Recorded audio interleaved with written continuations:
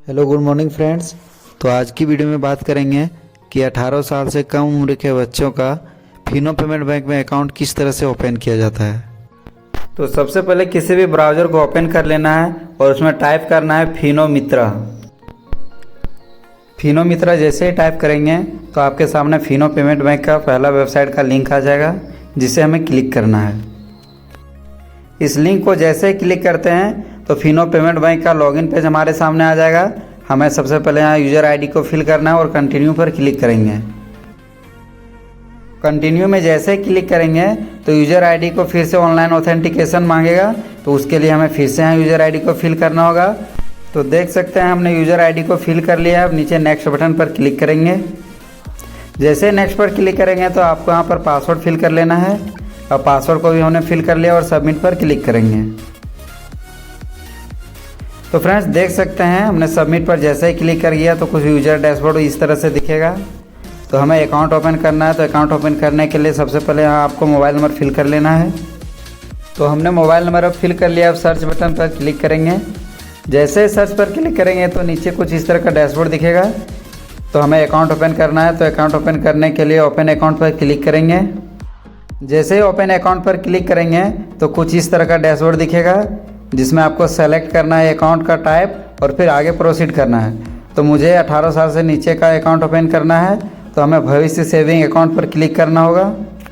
जैसे उस पर क्लिक करेंगे तो हाँ डेबिट कार्ड के लिए आपको येस और नो पर क्लिक करना है। फिर आपके पास जो भी किट होगा उस किट को सिलेक्ट करना है। उसके बाद आपके पास जो ATM कार्ड होगा उसे सिलेक्ट करना है।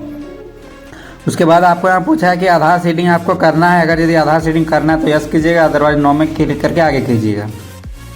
जैसे ही नेक्स्ट पर क्लिक कीजिएगा तो यहाँ पर आपको कस्टमर का आधार नंबर को फिल करना है।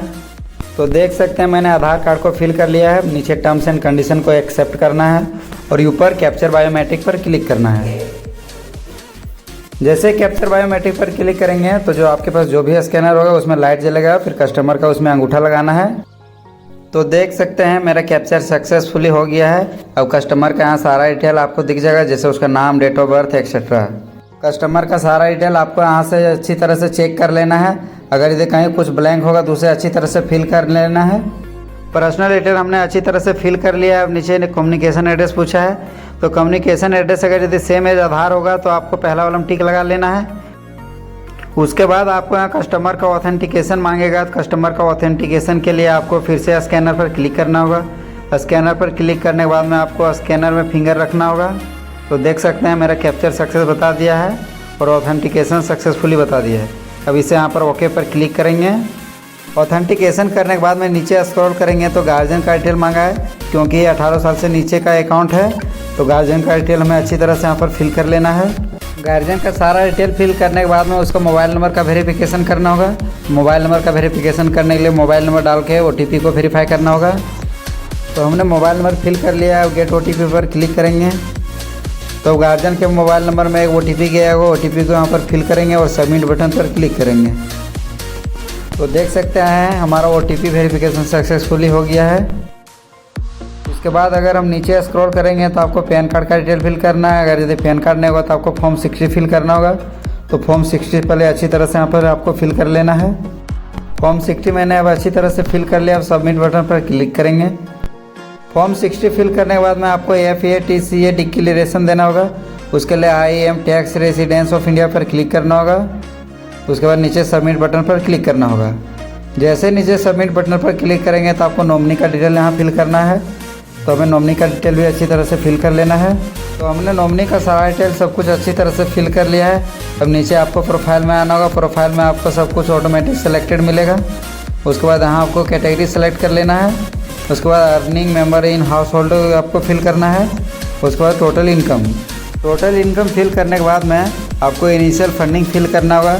तो इनिशियल फंडिंग आप जितना आप अकाउंट में डिपॉजिट करना चाहते हैं 350 से लेकर के 2000 तक, आपको जितना भी अमाउंट में इच्छा करता है आप उतना भर सकते हैं। तो हमें 350 फिल करना है। 350 हम डाल दिए हैं।